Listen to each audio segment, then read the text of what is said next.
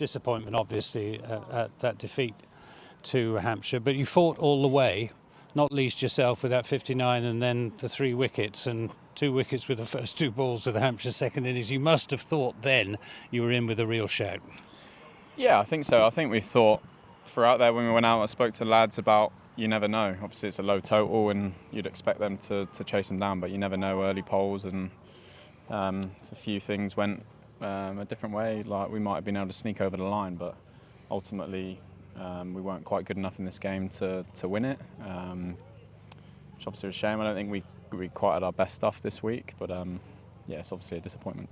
Was it the first innings, the lack of runs in the first innings, that was the real problem?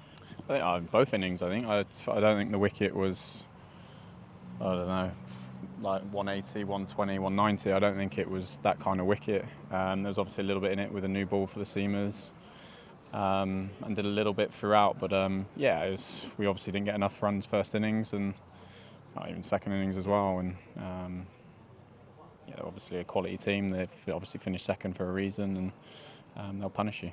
The pitch seemed to be doing less for Somerset spinners today than it had done previously. Did it flatten out?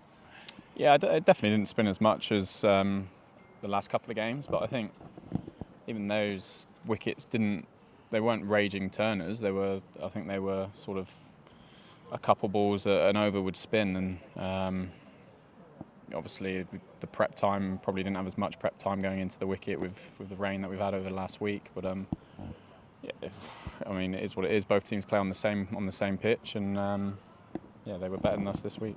You've been carrying a bit of an injury over the last few weeks and done a lot of bowling. How are you feeling? Done a lot more bowling than I was hoping to do, that's for sure. I had an injection before finals day, which helped. It is kind of worn off, so it didn't really help for this game. But yeah, part of bowling and part of playing sport is you're going to play in pain, and obviously bowling's not particularly easy on the body, and yeah, the guys are smacking back some pills at this time of year, so it's just one of those things comes to the territory. I have to ask you about the hat-trick. You've never had one. You took the edge of James Vince's bat and it went to ground. That must have been a bit gut-wrenching. Yeah, it's one of them, no slip catches easy, and you can't fault any of the guys that want to be in the slip cordon, and I guess be in those crunch moments in games where a nick can come your way. There, I do it. I've been there. It's not an easy place to take catches, so I don't think you can fault anyone for that. But yeah, it would have been an amazing thing to have on the career list, but it is what it is. Looking back at the season, you must be very proud of the way that your team have performed, given that Somerset were not amongst the obvious favourites, particularly for the county championship at the start of the season.